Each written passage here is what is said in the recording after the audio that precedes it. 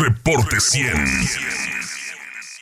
Y los jueves a esta hora tenemos el espacio del Colegio de Sonora y le agradezco a la doctora Valentina Glockner, doctora en Ciencias Antropológicas por la UAM Iztapalapa, perteneciente al Centro de Estudios en Gobierno y Asuntos Públicos del Colegio de Sonora, que esté con nosotros esta mañana. Valentina, ¿cómo está? Buenos días. ¿Qué tal? Buenos días, Juan Carlos. Y hemos conversado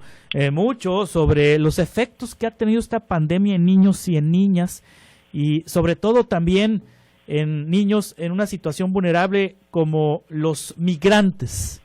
¿Qué me puede decir del impacto que ha tenido la pandemia en niños y en niñas, Valentina? Bueno, pues es un tema sumamente relevante. Muchas veces pensamos que los efectos y las consecuencias de un acontecimiento como la pandemia son iguales, y sabemos que las ciencias sociales nos ayudan a entender que en realidad tiene efectos muy diferentes en términos de clases sociales, de género y también de edad, ¿no? No es lo mismo las formas, las estrategias para enfrentar y para hacer, digamos,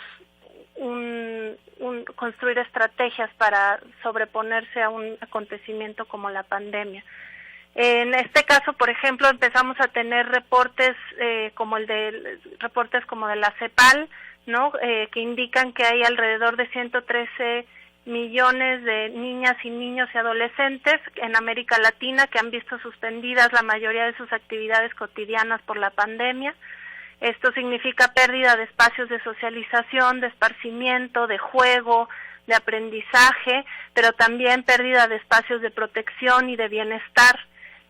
Significa para niñas y niños de la región, sobre todo de los hogares más vulnerables, que el hacinamiento o la falta de ingresos fijos en la familia impidan que las medidas de distanciamiento, de sana distancia, de cuarentena, de prevención y de fortalecimiento de la salud se vean impedidas por una condición socioeconómica y de clase, ¿no? Sabemos también que los niños van a sufrir algunas de las consecuencias más fuertes de la pandemia, en tanto que la ONU, por ejemplo, reporta ya que empiezan a identificarse los primeros signos de un freno y un retroceso en los avances de la lucha global contra la pobreza, lo cual estará impactando a América Latina, que es la región más desigual del mundo.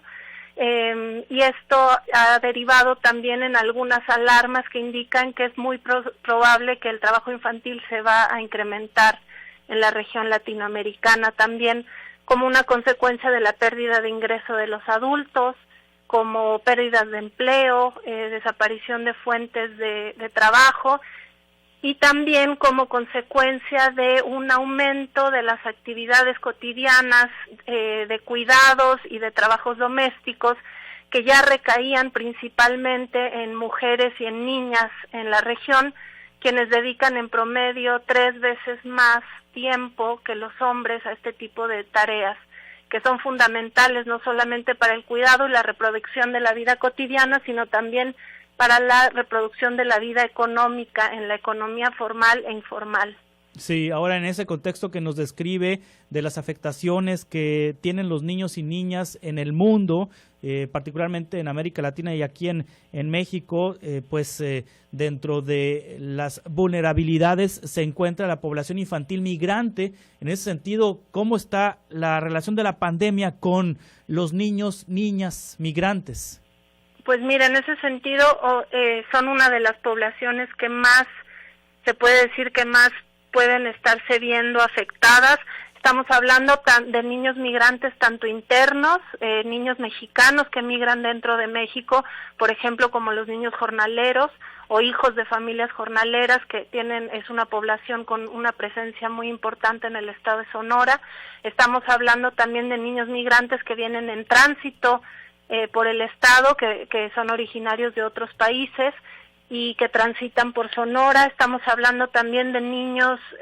mexicanos o extranjeros deportados a través de la frontera sonorense o que puedan estar inscritos en el programa, entre comillas, Quédate en México, inaugurado por el gobierno estadounidense. Para todos ellos, digamos, a grandes rasgos, en términos generales, la afectación es grave en el sentido de que su bienestar y su protección depende mucho de centros de asistencia social que han tenido que disminuir sus operaciones o atenerse a otros ritmos de trabajo, que dependen de albergues, de comedores, de centros de ayuda humanitaria, que muchos han tenido que cerrar debido a la contingencia por no tener los recursos y las capacidades suficientes, humanas y materiales, para hacer frente a las medidas de seguridad, que se han visto afectados también por la interrupción de cadenas de apoyo y de solidaridad desde la ciudadanía y la sociedad en general, que a lo mejor tenía una dinámica de hacer donaciones más o menos regularmente y que ahorita, por toda la cuestión de la precariedad económica, pero también la imposibilidad de moverse, han dejado de aportar alimentos o donaciones, y también por la interrupción, digamos, de las cadenas de voluntariado y solidaridad. Es realmente una situación muy delicada que ha expuesto a niñas, niños migrantes y a la población migrante en general a condiciones de todavía más vulnerabilidad. Y bueno, a esto se suma, que no es en absoluto poca cosa, que durante mucho tiempo, en las primeras semanas de la pandemia, se siguieron haciendo operativos de detención y de deportación en México, y bueno, en Estados Unidos se siguen haciendo detenciones, se han registrado incluso en algunos medios de comunicación detenciones y deportaciones express por puntos no autorizados de la frontera. Esto expone a los niños no solo a redes de trata y de tráfico de personas, sino a la intemperie, a tener que exponerse al contagio, al hambre, al frío y a pues todos los peligros que nos podamos imaginar, ¿no? Sí, ahora, y luego hay que sumar la incertidumbre, doctora Valentina Glockner, investigadora del Colegio de Sonora, la incertidumbre porque todavía no se sabe cuándo va a acabar esto. No hay fecha, los semáforos epidemiológicos en Sonora y en gran parte del territorio nacional se encuentran en color rojo, las restricciones siguen implementándose a la movilidad, a las actividades cotidianas, no hay certeza tampoco de cuándo se va a regresar a clases de manera presencial, probablemente se regrese a clases de manera virtual, a distancia, y en ese sentido, pues la incertidumbre le abona todavía a esto un ingrediente adicional. Efectivamente, pues es una situación de demasiada incertidumbre, frente a la cual me parece que lo que hay que hacer es un llamado a estar conscientes de las vulnerabilidades, de las precariedades todavía más agudas que tienen muchos sectores de la población, ¿no? De que sectores, digamos, de personas nacionales o que se encuentran en nuestro país en tránsito o en calidad de visitantes por razones humanitarias, migrantes que intentan construir otros horizontes de vida y a los cuales es nuestra responsabilidad también ayudar y proteger, ¿no? Yo creo que frente a esa incertidumbre lo mejor que podemos hacer es estar consciente de lo que sí está en nuestras manos hacer. Sí, y en ese sentido, doctora, ¿cuáles son las acciones en las que más énfasis y atención se deben de poner para mitigar los efectos y consecuencias de la pandemia? Bueno, yo calificaría, hay dos tipos de acciones, unas que son, digamos, de solidaridad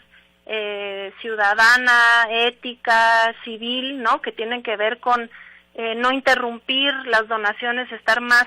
conscientes que nunca de la importancia que nuestro apoyo mediante donaciones económicas o en especie pueden significar en la vida de muchas personas. Y por otra parte también toda una serie de acciones legales y políticas que es muy importante apoyar, que encabezan distintas organizaciones civiles en México, que tienen que ver con la exigencia de que no se reanuden los operativos de detención en territorio mexicano hasta que no haya una plena garantía del derecho a la salud y el derecho a estar libre de todo contagio. Es decir, ya se exigió hace más de un mes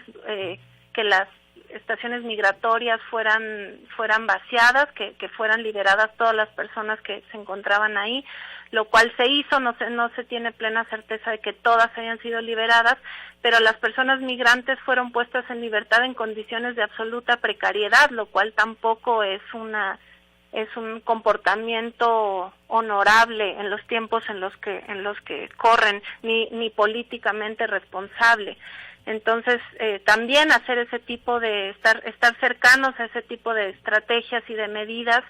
que imposibiliten que la gente siga siendo detenida y encerrada en estaciones migratorias completamente hacinadas y carentes de todas las medidas de salud, y mucho menos si se trata de niñas, niños y adolescentes. Sí, Valentina Glockner, pues es un tema muy amplio, es un tema que sin duda se tienen que diseñar políticas públicas para atender a estos niños, niñas y adolescentes. Y hace unas semanas platicábamos con otra investigadora del Colegio de Sonora y ella mencionaba que la principal afectación que pueden tener niños y niñas es en el plano emocional, pues al no haber clases presenciales y estar todo el tiempo en casa, además de que el estrés que puede haber en sus hogares por la falta de dinero, por la falta de recursos, por la misma enfermedad, por lo que escuchan que dicen los adultos, por lo que escuchan que dicen los medios de comunicación, pues ellos no tienen a quién contarle sus emociones, a quien nos decía esta investigadora especialista en psicología que a quienes más buscan los niños para platicarles de sus problemas, es a sus propios amigos en la escuela, en el patio escolar, en la hora de clase, y que ahora está esa situación como una de las grandes vulnerabilidades, la parte emocional. Efectivamente, y estoy totalmente de acuerdo con mi colega, y no solamente es una cuestión de las nuevas condiciones que hay para la expresión emocional y para la ayuda emocional, sino tiene que ver también con un aumento de la violencia doméstica, el hacinamiento, la pérdida de ingresos, el estar encerrados es algo que nos afecta psicológicamente a todos, pero nos afecta todavía más si encima tenemos problemas económicos, hemos perdido el empleo, tenemos alguien con alguna problema, enfermedad en casa, y esto aumenta el estrés y hay reportes en numerosos países que la violencia doméstica está incrementando, y esto por supuesto hace más vulnerables a niñas y niños. Pocas veces pensamos que las medidas de cuarentena, de quédate en casa, de distanciamiento social, muchas veces lo que hacen es cortarles a niñas y niños que ya estaban en una situación de riesgo o de violencia, les cortan esos vínculos que ellos podrían haber tenido para reportar un peligro, para reportar un abuso, para reportar que están siendo víctimas o afectados por algún tipo de violencia. Les cortan la comunicación con maestras, con maestros, con vecinos, con amigos, con abuelos, con familiares, ¿no? Interrumpen ese contacto que en algún momento podría ser crucial para